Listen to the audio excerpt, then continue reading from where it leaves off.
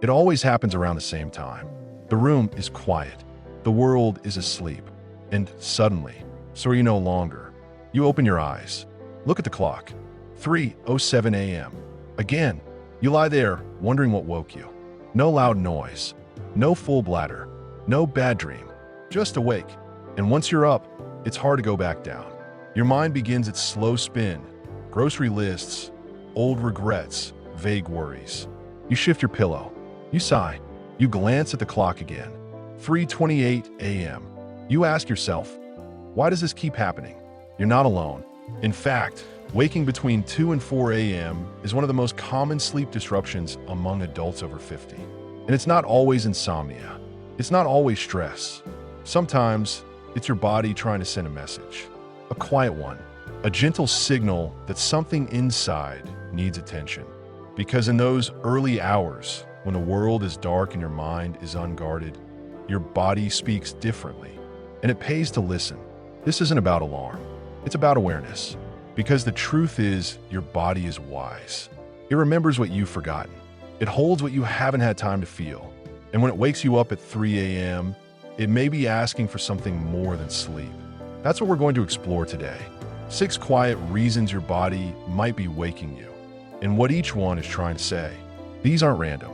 They're backed by science, by real-life experience, and by the rhythms of a body that's still very much alive and paying attention. We'll talk about blood sugar, hormones, emotions, temperature, digestion, even spirit. And for each, I'll share small, practical shifts you can try. No pills, no pressure. Just a softer way to meet your nights. Because sleep after 60 isn't just about how long you're in bed. It's about how safe your body feels being still. And when you understand what's waking you, you stop blaming yourself and start responding with care. Let's begin with something that surprises many people. A reason most don't consider. It starts not in your thoughts, but in your blood. When you wake up at 3 a.m., there's a good chance your body isn't anxious. It's hungry, not for food, but for balance. And we'll explore that first. Most people don't associate blood sugar with sleep. They think of it in terms of diabetes, energy, or food cravings. But blood sugar, especially when it swings too high or too low, has a profound effect on nighttime rest. This is the first reason your body may be waking you at 3 a.m., a silent blood sugar crash. Here's how it works. Throughout the day, your body uses glucose for energy. When you eat balanced meals, your levels stay stable. But if your dinner is high in carbs and low in protein or fat, like pasta, white bread, or sweets, your blood sugar might spike. At first, this feels fine. You're full, maybe even sleepy. But a few hours later, your body starts to panic. It senses that blood sugar is dropping rapidly. And when that happens, it activates your stress hormones, especially cortisol and adrenaline. These hormones do exactly what they're supposed to do. They wake you up. They tell your body, something's wrong, fix it. The result? You wake suddenly, heart racing, mind alert, sometimes with a light sweat, sometimes with vague anxiety. And you don't know why, but your body does.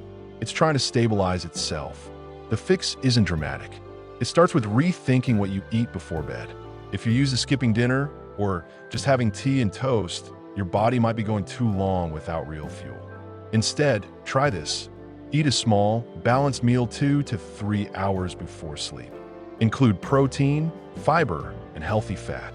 Something like half a turkey sandwich on whole grain bread, Greek yogurt with berries and chia seeds, or a small bowl of lentil soup with olive oil. If you tend to eat early and still feel hungry by bedtime, try a tiny protein-based snack before bed. A spoonful of nut butter, a slice of cheese, a handful of walnuts. Avoid high-sugar snacks or refined carbs. They might feel comforting, but they set the stage for a crash. Sarah, 71, told me she was waking up at 3:15 almost every night for months. I thought it was anxiety, she said, but I wasn't actually thinking about anything. I just felt off. Her doctor suggested a nighttime snack. Now, she has a small bowl of cottage cheese with cinnamon and flaxseed before bed. It's like my body stopped sounding the alarm, she says. I stay asleep now. It may take a few nights to notice a difference, but over time, your body starts to But when you start giving your body consistent nourishment, and especially when you stop going to bed with a roller coaster blood sugar, you give your nervous system permission to rest. This isn't about eating more. It's about eating smarter, especially in the evening. Because sometimes the thing waking you isn't emotional. It's metabolic. And the way you eat can either be a lullaby or a trigger. Now, let's move to the second reason you may be waking. It's not about what you ate. It's about what your hormones are doing behind the scenes. Even if you feel calm on the surface, your body might be shifting internally in ways that nudge you into wakefulness without asking first. Let's look at that next. Your body has its own timing. Long after you've gone to bed, it's still working, adjusting, repairing, balancing. But some of those internal shifts can spill over into your sleep, especially as you get older. This leads us to the second reason you may be waking around 3 a.m. Hormonal changes that affect your internal clock. As we age, our levels of key hormones begin to shift. In women, estrogen and progesterone drop significantly during and after menopause. These hormones don't just regulate cycles, they also help maintain steady sleep. Estrogen has a calming effect on the nervous system. Progesterone acts almost like a natural sleep aid. When they decline, sleep can become fragmented. You might fall asleep easily, but then jolt awake in the early hours, unable to settle again. In men, testosterone declines gradually, and low testosterone has been linked to disrupted sleep, particularly during the second half of the night. But both men and women also experience changes in melatonin and cortisol, the two hormones that govern our circadian rhythm. Melatonin tells the body it's time to sleep. But as we get older, we produce less of it. Meanwhile, cortisol, which should be lowest at night, can become dysregulated, spiking too early in the morning. The result? You wake up before your body's truly rested. And sometimes that wake up feels mysterious because your mind is quiet, but your body is on alert.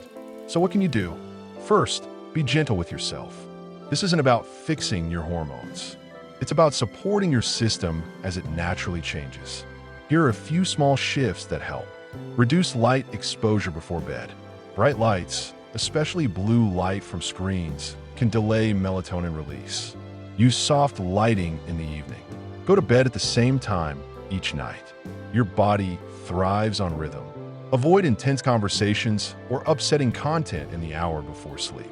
Emotional stimulation can spike cortisol. Consider herbs like magnesium glycinate, passion flower, or ashwagandha. They support relaxation and hormone balance, but check with your doctor. If you're postmenopausal or dealing with major sleep disruption, speak to a healthcare provider. Low-dose hormone therapy or natural alternatives might be worth discussing. Judy, 68, shared that she began waking up at 3:30 a.m. sharp every night after menopause. I wasn't hot, she said. I wasn't anxious. I just woke up. She started dimming her lights an hour before bed and added a magnesium supplement. I didn't sleep like a teenager, she laughed, but I stopped waking up in the dark every night. These shifts may not solve everything, but they bring ease. And when you support your hormones instead of fighting them, your body begins to trust rest again. Sometimes, though, the reason you wake up at 3 a.m. isn't hormonal or physical at all. It's emotional.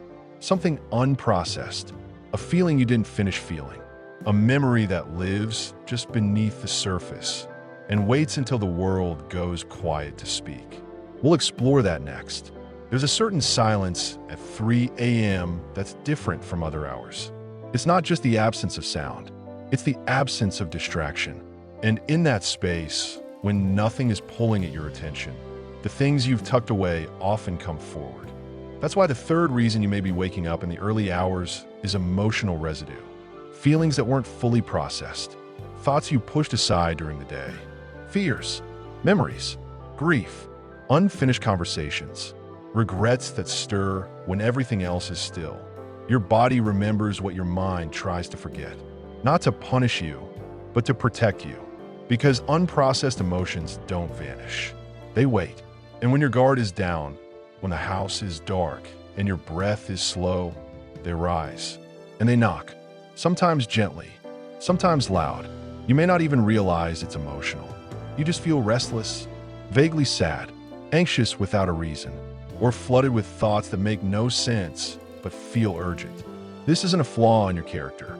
It's a function of being human, especially in later years when so much has been lived and not everything has been fully laid down. So what helps? First, know that you're not broken. Waking up with emotion is not a sign of weakness. It's an invitation to listen, not ruminate. Listen, here are a few gentle ways to meet it. Keep a small notebook or note card by your bed. If a thought or feeling won't let go, write it down. Sometimes putting it on paper allows your mind to rest again. Practice what's called naming without solving. When you wake, try saying to yourself, "This is sadness," or "This is old fear." Just name it. Don't wrestle it. Let it pass like a wave. Try a body-based calming technique. Press one hand to your chest and the other to your belly. Breathe slowly. This brings comfort and recenters your nervous system. During the day, give yourself time to feel. Journal. Walk without music. Talk to someone. Emotions that are met in daylight don't need to sneak in at 3 a.m. Tom, 75, said he started waking up regularly a few months after his wife passed. "I was keeping it together during the day," he said, "but the nights got loud." A grief counselor suggested writing letters to his wife before bed. "I didn't even know I had that much to say," he said. "But after writing, I slept more peacefully." Sometimes healing happens in pieces, and the body nudges us toward the next piece gently. The work isn't to push emotions away. The work is to create space for them, so they don't have to keep waking you to be heard. Of course, emotions aren't the only silent influence. Sometimes the body is dealing with something physiological, something more mechanical, like your internal thermostat being out of sync. If you're waking up drenched in sweat or chilled to your bones, your body may simply be overheating or underregulating. That's what we'll look at from another angle. You turn over and feel it. The pillow's damp. Your shirt clings to your back. Or maybe the blanket's kicked off and you're suddenly cold, too cold. You pull it back up, shift, try to settle, but the spell is broken. You're fully awake. For many people, especially after 60, the cause of 3 a.m. wake-ups isn't emotional. It's thermal. The body's delicate internal thermostat is no longer adjusting as smoothly as it once did. This makes temperature regulation the fourth common reason for middle-of-the-night awakenings. During sleep, your core body temperature naturally drops to promote rest. It reaches its lowest point around 3 to 4 a.m. But as we age, the body's ability to regulate that cycle weakens. Sweat glands become less efficient. Circulation changes. Hormonal shifts, especially in postmenopausal women, can cause hot flashes or night sweats, even years after menopause. And sometimes medications make it worse. Blood pressure drugs, antidepressants, and even some common pain relievers can interfere with thermal stability. For others, the environment plays a role. Heavy bedding, synthetic sheets, a mattress that traps heat, a closed bedroom door that doesn't allow airflow. All of it matters, because if your body crosses a certain temperature threshold, too warm or too chilled, it reacts the only way it knows how. It wakes you up. So what can help? Begin with your bedroom. Lower the thermostat to 65 to 68 degrees Fahrenheit, 18 to 20 degrees Celsius. Research shows this is the optimal sleep range for most adults. Invest in breathable bedding, natural fibers like cotton, bamboo, or linen. Avoid heavy duvets if you tend to overheat. Try layering lighter blankets instead so you can adjust through the night. If cold is the problem, consider warming your feet before bed, either with a heating pad, a warm bath, or cozy socks. Warm feet help dilate blood vessels and encourage your core body temperature to drop, which makes falling and staying asleep easier. Another tip, avoid hot beverages or heavy meals right before bed. They can raise your internal heat when your body is trying to cool down. And if medications seem to be playing a role, have a gentle conversation with your doctor. Sometimes changing the timing of a dose makes a real difference. Ellen, 73, said she woke every night around 3 soaked in sweat, even though menopause was long behind her. "I thought it was just me," she said. She switched to bamboo sheets, opened her bedroom window a crack, and added a lightweight cotton nightgown instead of polyester. Within a week, her sleep improved. It wasn't dramatic, she said, but I stopped feeling like my own body was working against me. And that's the goal. Your body doesn't need to fight sleep. It needs the right conditions to trust it again. And when temperature is no longer an enemy, the nights become quieter. That said, there's another internal system that can still throw things off, especially if you're lying awake with pressure in your stomach, bloating, or restlessness. A part of your body that works hard while you sleep, and when it's irritated, often wakes you without warning: your digestive system. Let's turn our attention there. Sometimes the reason you wake up at 3 a.m. isn't emotional, hormonal, or even mental. Sometimes it's your body simply still working quietly, persistently, trying to process a dinner that was too late, too heavy, or just too difficult to digest. After 60, digestion changes.